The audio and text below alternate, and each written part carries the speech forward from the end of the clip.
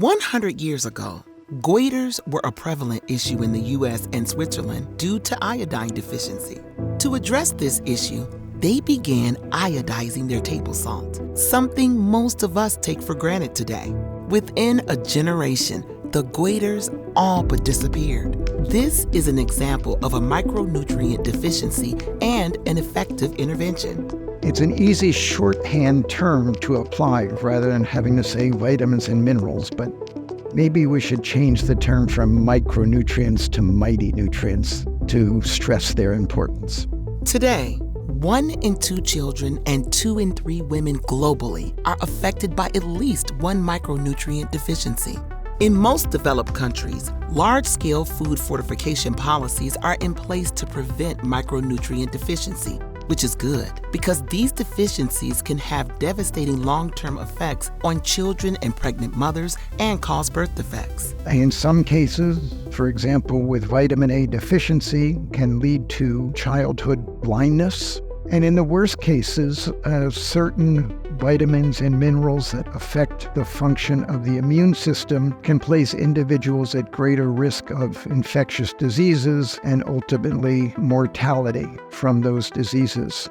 Vitamin A, zinc, iodine, iron, and folate are 5 of the most common mighty nutrients missing from diets around the world. Interventions such as multi-micronutrient supplements for pregnant women and large-scale food fortification have been evaluated by leading global economists. These are some of the most cost-effective interventions in all of development, not just in all of public health. For example, ensuring that moms have prenatal vitamins has a return on investment. $1 investment leads to $37 in return. So why don't they act? In many cases, decision makers aren't aware of the problem, and we lack the data to drive the necessary policies. It's important to have the data to convince the policymaker, but best yet, if you have the policymaker or the decision person with you to witness the problem and tell them what's going on. This is how data drives the fight against hidden hunger. Every time I hear the hidden hunger, I say we have to bring it out into the light. What we need to look at is how we can make them visible.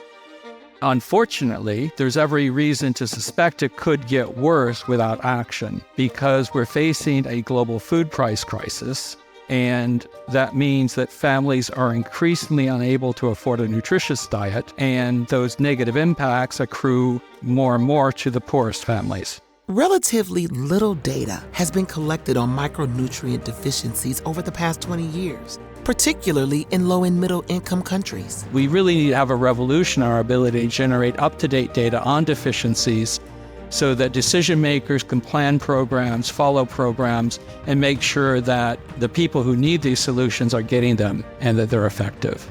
Identifying the biomarkers of micronutrient deficiency in a population is costly.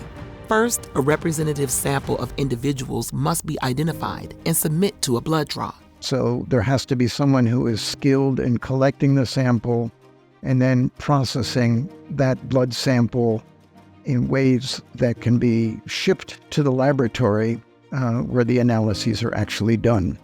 The Micronutrient Data Innovation Alliance, or DINA, comprises leading global experts in micronutrient deficiency dedicated to driving collective action.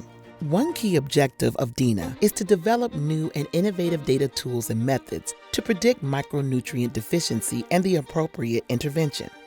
They're exploring technologies like AI to build population models for micronutrient status, leveraging individual biomarker data with population data on food availability, dietary intake, access to fortifiable foods, and the prevalence of diseases.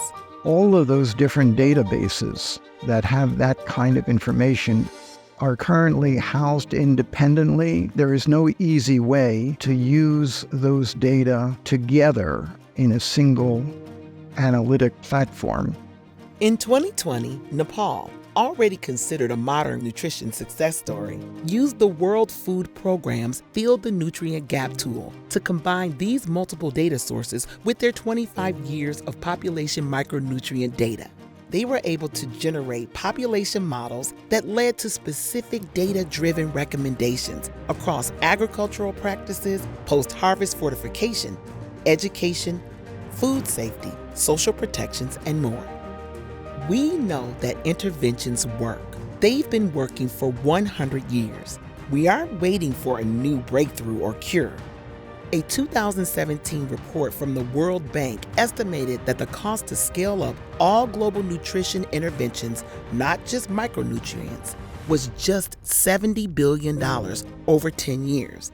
That may seem like a lot, but for context, the U.S. spends $240 billion annually on healthcare directly related to tobacco use. At this point, the persistence of these devastating deficiencies is a political choice. And we need to elevate this to say it is unacceptable that these deficiencies continue. The Micronutrient Forum and its partners strive to raise awareness of this solvable global problem. We would like to increase the availability of data around the world on the prevalence of micronutrient deficiencies so that the data that are available are mined more fully and disseminated more widely.